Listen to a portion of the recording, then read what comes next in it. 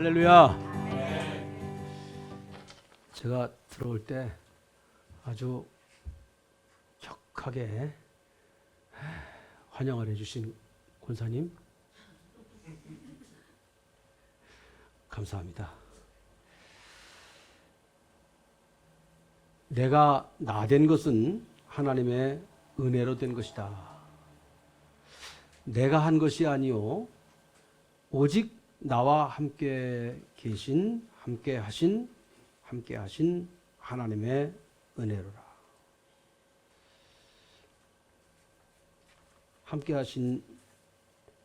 함께하는 교회에 와서 나와 함께하신 하나님, 그분의 은혜를 증거하게 되어서 진실로 하나님께 영광을 돌립니다. 사도 바울께서는요, 정말 많은 일을 하셨고, 많은 교회를 세우셨고, 많은 나라를 선교 여행하시면서 생명을 살리셨습니다. 그래서 어떤 선교사보다도 더 큰 성과를 이루었고, 그래서 나 좀 했어. 그래도 누가 뭐라고 할 그럴 처지가 아닙니다. 많이 했어요. 그런데 하나님, 사도 바울께서 하시는 말씀 뭐예요? 내가 나된 것은 하나님의 은혜라. 내가 이만큼 했어, 내가 잘났어, 그런 말이 아닙니다. 내가 한 것이 아니요 오직 나와 함께 하신 하나님의 은혜로라. 내가 했어. 내가 이만큼 했어. 이 시대에 나와 같이 영역 있는 사람, 훌륭한 일을 많이 한 사람 나와봐.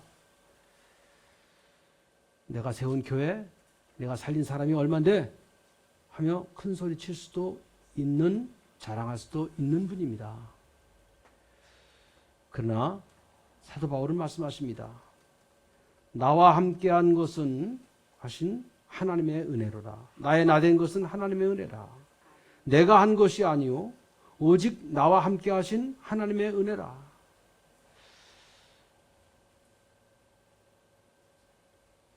내가 했다 하는 자랑과 교만을 버리고 나와 함께 하신 하나님의 은혜라고 선포할 때 사도 바울은 위대한 사도가 되신 것입니다. 자랑하는 사람 많습니다. 뭐 엄청나게 많이 하죠. 그러나 잠언은 말하죠. 너 스스로 자랑하지 말고 다른 사람으로 너를 자랑하게 하라. 근데 사도 바울은요, 뭐 그런 잠언 말씀 때문만이 아니고 정말 하나님의 은혜에 확 가득해서 충만해서 살았던 분이기 때문에 다른 말은 안 하시고 하나님의 은혜라 하는 말씀만 하십니다. 율법과 은혜, 이 성경을 관통하는 정말 이 율법을 알아야 되고, 그리고 그 율법의 대꾸가 되는 은혜를 알아야 되는데, 율법과 은혜, 이것을 누구보다도 정확하게 말씀해 주신 분이 사도 바울입니다. 율법으로는 안 된다. 율법으로는 구원받지 못한다. 그런데 예수 그리스도의 은혜로 산다. 은혜로 구원받는다. 이것이 사도 바울의 로마서와 갈라디아서와 여러 말씀을 통해서 사도 바울이 그렇게 크게 외치신 부분입니다.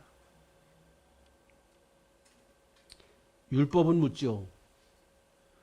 왜 잘못했느냐? 어떻게 죄값을 치를래? 과거에 너 형편없어. 어떡할 거야? 하고 과거에다가 붙들어 매놓고 정죄하는 것이 율법입니다. 그러나 은혜의 복음은 말합니다. 너 얼마나 아픈가? 그거 해결할 수 있는 방법이 있어. 회개야. 회개했느냐? 앞으로 어떻게 살겠느냐? 미래의 대안을 찾는 것이 은혜입니다. 율법은 과거에다가 그 사람의 잘못에다가 붙들어 매놓고 꼼짝달싹하지 못하게 하고 정죄하는 것. 그러나 은혜의 복음은 회개해라. 회개하고 새 사람이 되라. 지난날의 그 무거운 짐과 죄는 다 예수 그리스도의 이름으로 사라지는 거야. 그런즉 누구든지 그리스도 안에 있으면 새로운 피조물이라. 이전 것은 지나갔으니 보라 새 것이 되었도다. 참 사도 바울, 그것도 사도 바울이 말씀하신 고린도후서 5장 17절. 그런즉 누구든지 그리스도 안에 있으면 새로운 피조물이라. 어떤 사람은 되고 어떤 사람은 안 되고 그게 아닙니다. 누구든지 그리스도 안에 있으면 이 성경에서요 그리스도 안에라는 거 엔크리스토라는 말 in Christ 엔크리스토 예수 그리스도 안에라는 말은 엄청 중요합니다. 우리는 예수 그리스도 안에 있는 사람과 예수 그리스도 밖에 있는 사람으로 사람을 나눌 수 있어요. 예수 그리스도 안에 있는 사람에게는 무한한 희망과 새로운 길이 앞에 확 열리는 것이고요. 예수 그리스도 안에 있지 못한 사람들, 그 사람들에게는 정말 절망과 어두움과 괴로움이 넘치는 것이죠. 주님이 은혜의 율법이 은혜의 복음이 율법에 묶여 있는 과거의 나를 깨끗이 해결해 주시고 새 사람으로 이 고린도후서 5장 17절은 아주 쉽게 번역된 영어에 아주 쉽게 번역한 것을 보니까 이렇게 됐어요. If anyone is in Christ, 누구든지 그리스도 안에 있으면 he is a new creature. 그는 새로운 피조물이라, 새로운 사람이라. 이전 것은 지나갔으니 old things pass away. 옛날 것은 지나갔어. Behold, 보라, 새 것이 되었도다. 이 새 것이 되었도다를 말하려고 지금 제가 영어를 하고 있는 거예요. 새 것이 되었도다 이 말을 아주 쉬운 영어 번역에서 New life, 새로운 삶이 has begun, 현재 완료예요. 이제 시작됐다. 과거와의 단절을 말합니다.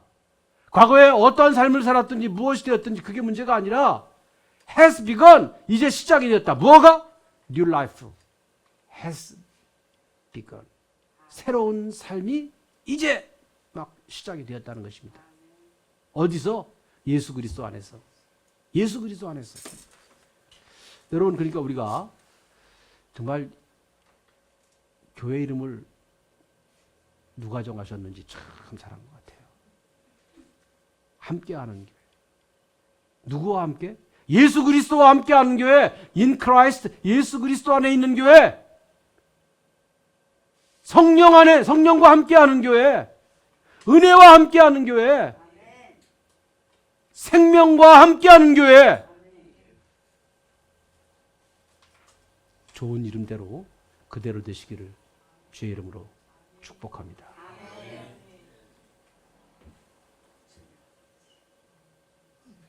율법은 과거에 매여서 꼼짝 못하게 하지만 그래서 자기도 괴롭고 다른 사람도 괴롭히는 것이 율법입니다. 이런 사람들이 율법주의자들입니다. 율법주의자. 그러나 은혜는 다릅니다. 은혜의 복을 말합니다. 잘못한 것 이제는 회개해라. 과거에만 매여 있지 말고 거기서 벗어나. 내 손을 잡고 일어나. 내가 네 말을 들어줄게. 내가 너를 내 말 믿고 한번 일어서 봐. 이렇게 미래의 대안을 찾아주는 것이 바로 은혜의 복음입니다. 여러분들은 이 은혜의 복음을 믿고 지금 여기에 있고, 그리고 이 좋은 이름 함께하는 교회 안에 여러분들이 있는 것, 이것을 기뻐하시고 감사하시기 바랍니다. 성경에는요, 은혜라는 말이 274번, 4번이나 나옵니다. 이건 제가 찾아봤어요.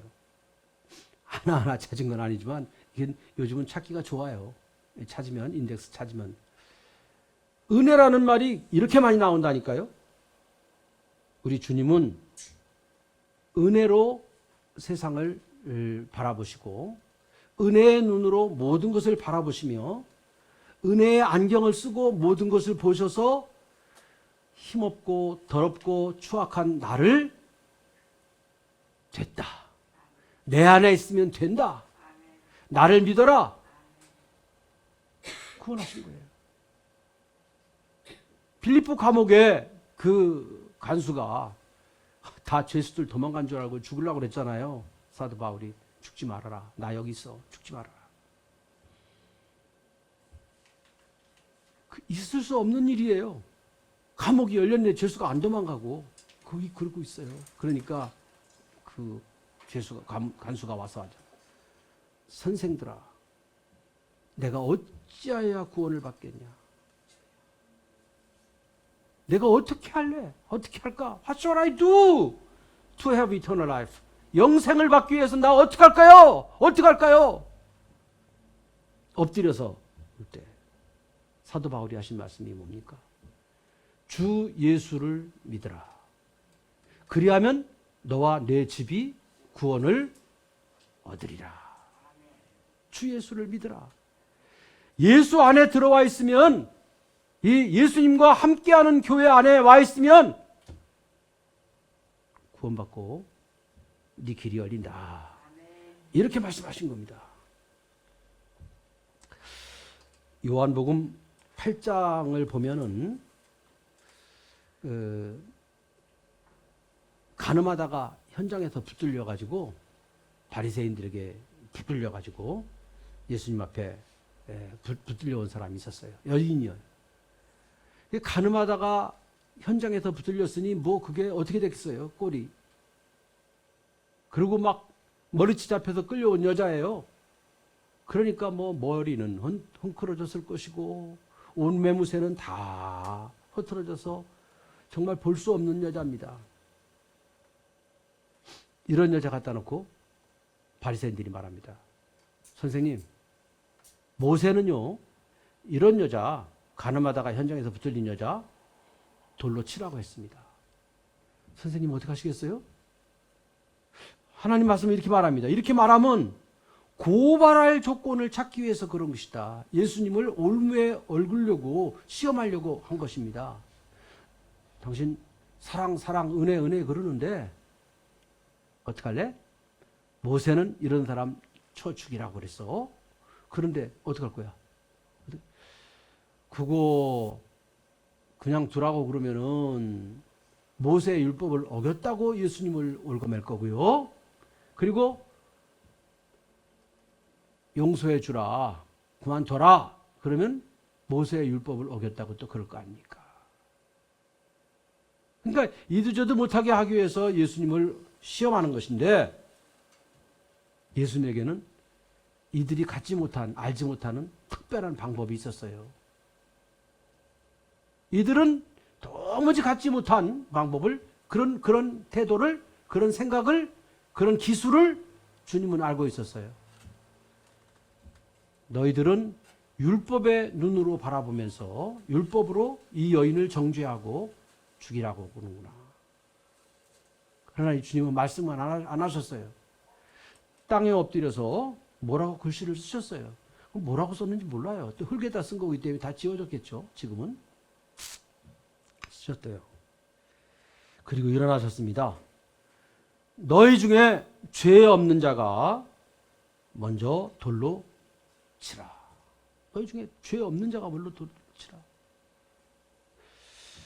그리고 또다시 몸을 굽히셔가지고 땅에다 뭐라고 쓰셨어요. 근데 이거 단순히 예수님은 아무 말도 안 하고 땅에다 글씨 한번 쓴 거고, 그리고 너희 중에 죄 없는 사람이 돌로 쳐보지? 그리고 다시 글씨 한번 쓴 것 뿐인데, 사람들은 이 고발하던 사람들은 양심의 가책을 받았다고 그랬어요. 양심의 가책을 받고, 그리고 어른부터 아이까지 하나씩 하나씩 슬금슬금 다 도망가 버렸습니다. 이제 다 가고 예수님과 여인만 남았습니다. 여자요.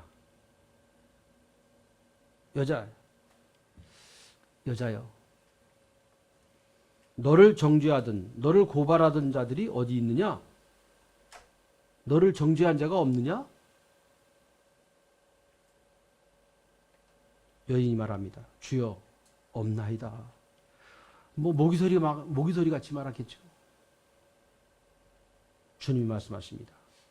나도 너를 정죄하지 아니하노니 가서 다시는 죄를 범하지 말라. 여기서 바리새파 사람들이 본 것은 율법의 눈으로 본 것입니다. 율법의 눈으로 정죄하고 그 가련한 여인을 이용해 가지고 예수님을 골탕 먹이려고 지금 시험하려고 이거를 아니 그 얼마나 불쌍한 사람인데 그걸 불쌍한 눈으로 보지 않고 불쌍하게 보지 않고 도리어 더 짓누르면서 그 여인으로 인해서 예수님을 곤란하게 만드는 시험하는 그런 시험의 도구로 쓴 것입니다. 진짜 이 율법적인 사고로 하는 사람들, 율법주의자들은 얼마나 못됐어요. 아픈 사람을 그러지 않아도 지금 뭐 형편없이 살았기 때문에 그렇게 살 것이고 그 현장에서 또 가늠하다 현장에 잡혀가지고 할 말도 하나도 없는 여자를 가지고 도구로 수단으로 삼아서 예수님을 시험하려고 그러잖아요. 주님에게는 그 바리새인들에게 없는 뭐가 있어요? 은혜의 눈이 있었습니다. 은혜의 눈. 주님은 그 여인을 바라볼 때 바리새인들처럼 볼 수도 있어요. 율법 알아요, 주님이. 모세의 율법을 알고 있어요, 주님이. 그렇지만 그 율법을 들이대지 않고 참으로 이 세상의 제도와 이 세상의 권력 투쟁과 그리고 모든 그 경제 활동에서 뒤처지고 그래서 돈도 없고 가난하고 그래서 저런 윤리의식도 약해져서 저렇게 죄를 지었는데 주님께서는 그거 다 보고 계시죠. 다 보고 계시죠. 그러나 주님께서는 그 여인을 은혜의 눈으로 바라보십니다. 세상 살기가 얼마나 고달팠느냐. 그래서 내가 그렇게 실수를 했구나. 실수를 했어. 그리고 주님은 사람들이 마음 가운데 양심을 깨우치는 뭔가 그런 글씨를 쓴 것입니다. 너희가 죄 없는 자가 먼저 돌로 치라. 다 쫓아버리시잖아요. 여자는 아무도 없는 사이에 여자에게 그 사람들 어디 갔어? 없습니다. 주님 말씀하십니다. 나도 그 사람들 정죄 못하고 갔잖아요. 그러니까 나도 너를 정죄하지 않는다. 가서 다시는 죄를 범하지 말아라. 이게 율법의 눈으로 보는 것과 은혜의 눈으로 보는 것이 얼마나 달라요. 율법으로 봤을 때는 돌멩이로 쳐 죽이는 겁니다. 죽여야 돼요. 죽었습니다. 그러나 은혜의 눈으로 바라볼 때는 사람이 살았습니다. 어떻게 살았어요? 죄 짓지 않는 삶으로 살았습니다. 이 다 죽다가 살아난 이 여자가 또 가서 그래 한번 잘 빠져나왔다. 앞으로 또 죄 지면 또 빠져나오면 되지. 그랬을까요? 저도 이 말씀을 여기다 적어 놓으신 것은 이 여인이 그 앞으로는 주님의 은혜 안에서 주님 안에서 잘 살았다는 것을 전제로 하시는 말씀이죠.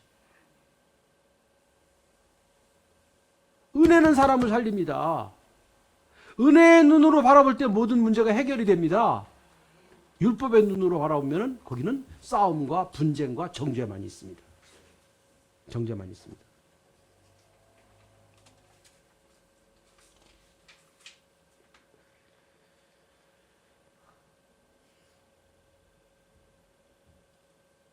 오늘 우리는 누가복음 19장 삭개오 이야기를 읽었습니다. 만약 예수님께서 율법의 안경을 쓰시고 뽕나무 위에 오른 삭개오를 보셨다면 어떨까요? 어떻게 하실까요? 야, 삭개오, 이 건방지구나.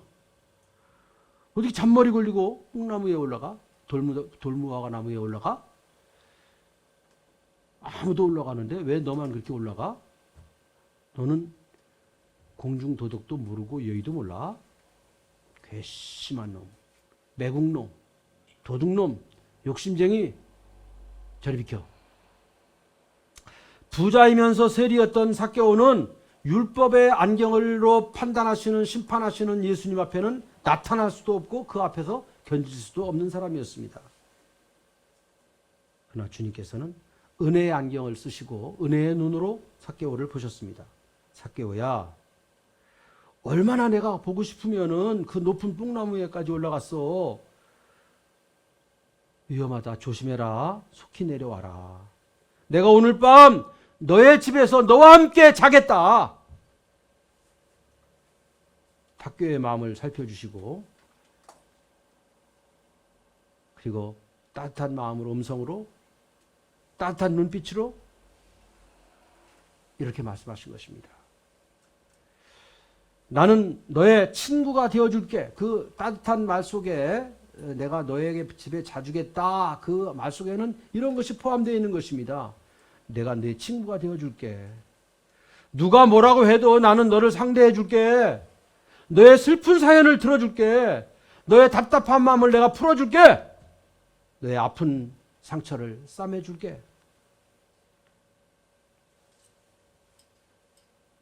삭개오, 주님의 말씀을 들은 삭개오도 이제 은혜의 안경을 받아 썼습니다. 삭개오가 주님으로부터 은혜의 안경을 받았으니 지금까지는 보이지 않던 것이 이제 새로운 것이 보입니다. 삭개오가 지금까지 봤던 게 뭡니까? 삭개오가 지금까지 본 것은 뭐예요? 사람들로부터 정죄받고 욕먹고 그러면서 본 게 뭐예요? 저 사람들이 나를 싫어한다. 저 사람들이 나에게 손가락질한다. 저 사람들이 나를 도둑놈이라고 해.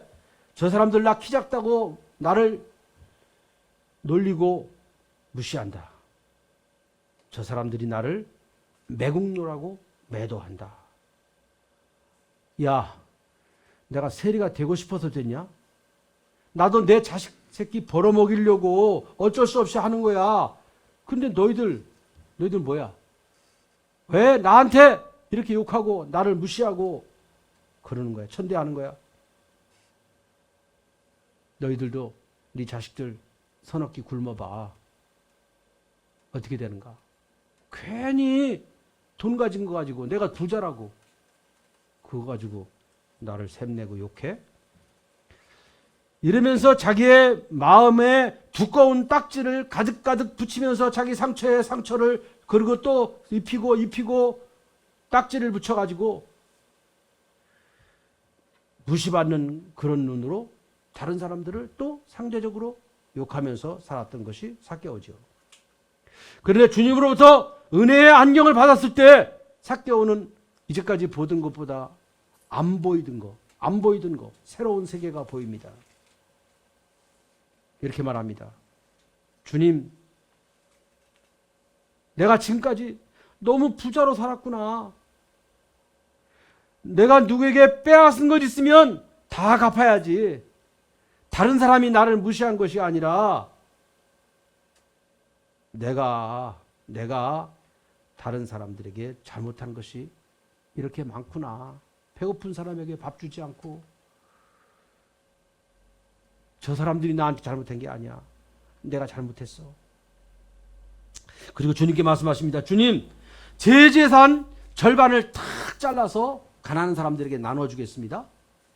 그리고 내가 누구의 것 빼앗은 것, 토색한 것, 빼앗은 것이 있으면은 그 4배로 갚겠습니다. 4배로. 사실 그때 율법으로 하면요, 2배만 갚으면 돼요. 율법으로는 2배만 갚으면 돼요. 뺏은 거 2배만. 그런데 그에 아주 더블, 또 더블, 그래서 4배로 갚겠습니다.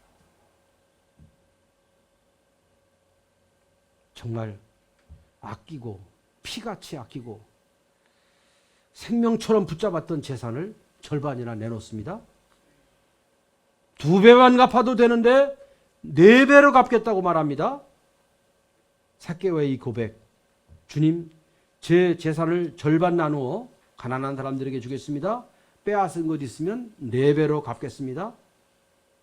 이것은 누구의 위협을 받고 한 것도 아니에요. 누구의 교육을 받은 것도 아니에요. 누가 칼 들고 협박한 것도 아닙니다. 단지 예수님의 말씀을 듣고 은혜의 눈으로 바라보시는 예수님의 그 따뜻한 치료의 광선이 비춰올 때 그 가슴에 얼음이 녹았고, 그리고 예수님이 쓰신 그 은혜의 안경을 삭개오가 쓰게 되니까 모든 것이 달라진 겁니다.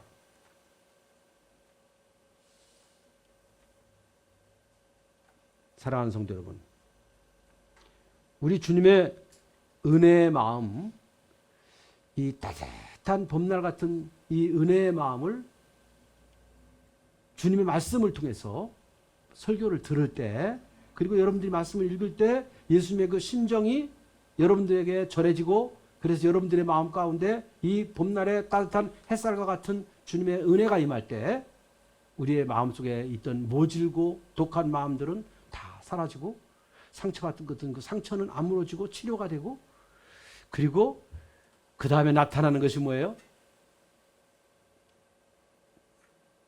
나 때문에 내가 잘못했어 하는 회개가 나오고요. 회개 다음에 이제는 정말 사람들이 말할 때 그 변화되어 새 사람으로, 그래서 정말 도저히 할 수 없는 재산의 절반을 잘라서 가난한들에게 나누어주는 놀라운 일이 벌어지는 것입니다. 할렐루야. 여러분, 효자하고 불효자하고 어떻게 달라요? 효자하고 불효자하고 어떻게 달라요? 세 사람 찬양대인데, 지금은 세 사람 찬양이지만 일당 10 해가지고 이제 곧 30명 찬양대가 이루어지기를 주의 이름으로 축복합니다. 세 사람 찬양대가 열심히 찬양을 해줬어요. 그렇죠? 반주도 30명 찬양대 놓고 반주하면 좋겠죠? 그 소원을 두고 기도하세요. 주님과 함께하는 교회인데, 함께하면 정말 그 소망을 품은 사람들이, 새벽 이슬과 같은 청년들이 구름같이 모여와서 하나님께 영광을 돌리는 함께하는 교회가 되시기를 바랍니다. 효자 물었잖아요. 누가 효자예요? 가만히 보면은요, 사람이 두 종류예요. 나는 말이야, 이게 뭐야? 우리 아버지는 뭘 해서 돈도 못 벌어가지고 이렇게 우리 집이 가난해. 내가 이 못 사는 거 다 이거 못된 거, 내가 안 되는 거 다 우리 아버지 때문이야. 아버지 때문이야. 참. 아니, 이 세상 때문이야.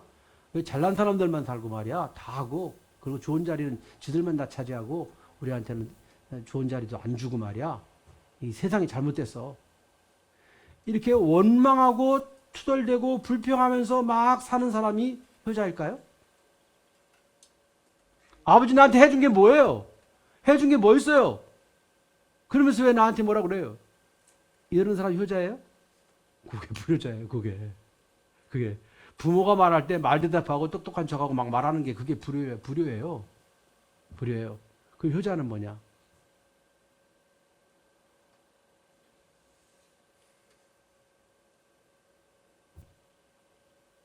부모에게 내가 너무나 잘못하는구나. 내가 정말 부모에게 해드린 것이 없구나. 정말 나는 잘못했어. 나는 불효자다. 스스로 불효자라고 하는 사람은 사실은 효자예요. 그 사람이. 근데 나는 효자야. 나는 아버지 어머니에게 이것도 해드렸고 저것도 해드렸고 그랬는데 뭘? 난 잘했. 나 효자지. 그 사람이 바로 불효자예요. 아버지에게 주장하고 뭐 엄마에게 주장하고 내가 잘해드렸다. 하나님께도 마찬가지입니다. 하나님, 나 잘하잖아요. 이만큼 잘하잖아요. 나 잘하는 거 많은데 왜 그래요? 근데 왜 나한테 팍팍 은혜를 안 보여주시는 거예요? 하나님은 보세요. 아, 이놈아, 너 아직까지도 불효자구나. 그런데 하나님께서 해주신 것이 이렇게 많으니 감사하고, 하나님 감사해요. 감사해요. 그 사람은 누구예요? 그 사람이 효자예요. 하나님께 효자예요. 그 하나님이 누구를 잘해주시겠어요? 하나님, 나의 힘이 되신 여호와여, 내가 주를 사랑합니다 하고 주님 앞에 나가는 그 사람을 내 새끼 하고 안아주고 사랑하실 거죠. 그렇죠? 하나님, 나한테 해준 게 뭐 있어요? 없어요. 하는 그런 사람을 보면, 그래, 너 혼자 잘 살아봐.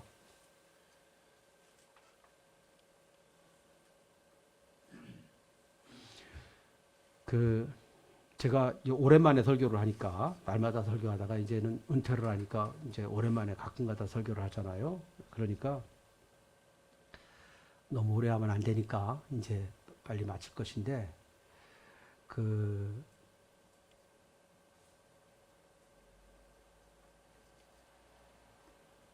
제 얘기를 잠깐만 할게요. 이렇게 새로 전혀 알지 못하는 교회에 와서 설교를 하려고 할 때 하나님 무슨 말씀을 전해야 될까요? 제가 할 수 있는 방법은 하나님에게 기도하면서 무슨 말씀을 전할까요? 물어보는 것밖에 없거든요. 근데 나름대로, 물론 이거 제가 전에도 많이 했던 설교지만, 이 함께하는 교회에 가서 이 말씀을 전해라. 그래서 제가 이 말씀을 전했어요. 그래가지고 사실은 여러 가지가 더 많이 있었는데, 제가 여기서 원고를 싹 그었어요. 다 긋고 다 빼고 지금 이렇게 말씀을 드리는 거예요.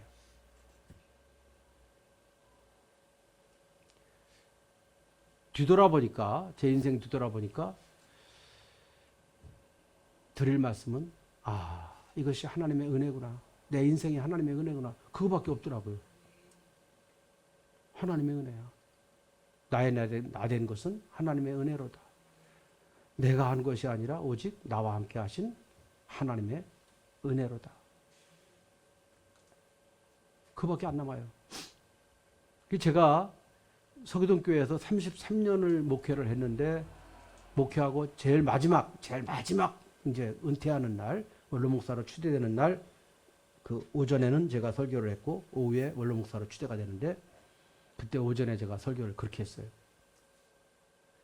은혜로 33년, 감사로 한평생.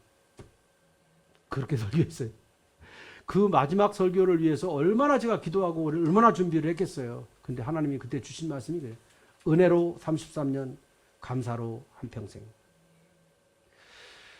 그리고 잘난 척을 하나도 할 게 없는 게, 은퇴하기 한 3, 4년 전부터, 그때가 어려운 때예요. 사실은 은퇴할 때가 되면 굉장히 어려워요. 그때, 그리고 또 코로나 세월이거든요. 아니, 내등 두다 하나님이 왜 코로나 세월에 저를 은퇴를 하게 하냐고요. 성도들도 없는데 은퇴식을 해야 되는, 그거 참 그렇잖아요.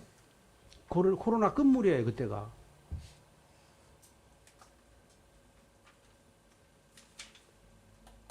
근데 하나님이요, 기도할 때마다 하나님이 저한테 주신 말씀은 감사하라. 감사하라. 그래서 그 한 마지막 3년 동안에는 거의 감사 설교를 엄청 많이 했어요. 감사하라. 감사한 마음이 막 올라오는 거예요. 제가 감사를 하고 싶어서 하는 것이 아니라 감사하는 마음이 올라오기 때문에 하나님이 주셔야 감사도 해요.